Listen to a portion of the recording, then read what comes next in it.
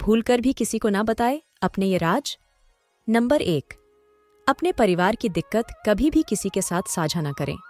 सभी के परिवार में दिक्कतें होती हैं, अतः उन्हें बताना मूर्खता ही है।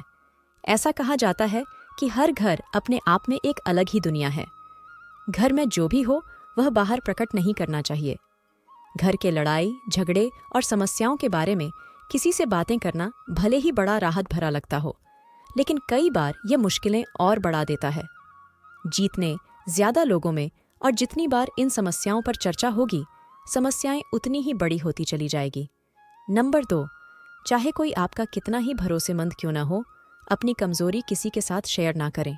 इस तरह अपनी कमजोरी किसी को नहीं बताते, उसी तरह अपनी ताकत भी लोगों से छुपाकर रखनी चाहिए। नंबर 3, हमें कभी भी किसी भी शख्स को अपनी भावी योजना को नहीं बताना चाहिए, चाहे वह कितना भी करीबी क्यों न हो।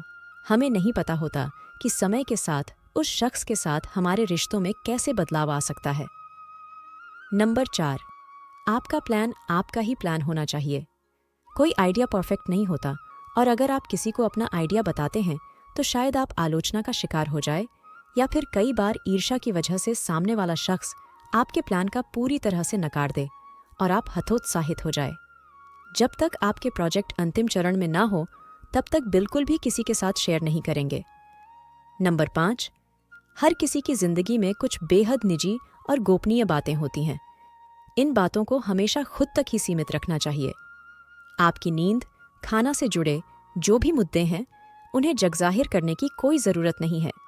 अपने उदारता, अगर आप किसी के सामने अपनी उदारता की शेखी बगा रहते हैं तो इससे बुरा कुछ नहीं है। इससे आपकी बहुत किरकिरी हो सकती है। नंबर 6, अपने उदारतापूर्ण कार्यों का बखान सबके सामने कभी नहीं करें, लेकिन कर और दरिया में डाल ऐसे लोगों से सावधान हो जाएं जो आपसे खोद खोद कर कुछ पूछ रहे हैं। नंबर 7, छोटी मोटी समस्याएं जीवन में चलती रहती है। पति पत्नी का संसार व्यवहार गोपनीय रखना चाहिए। बहुत से मूर्ख लोग अपनी पत्नी के साथ उनका व्यवहार कैसा है यह भी दूसरों को बताते रहते हैं।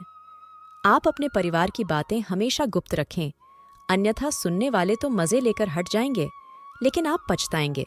नंबर 8, घर का रहस्य।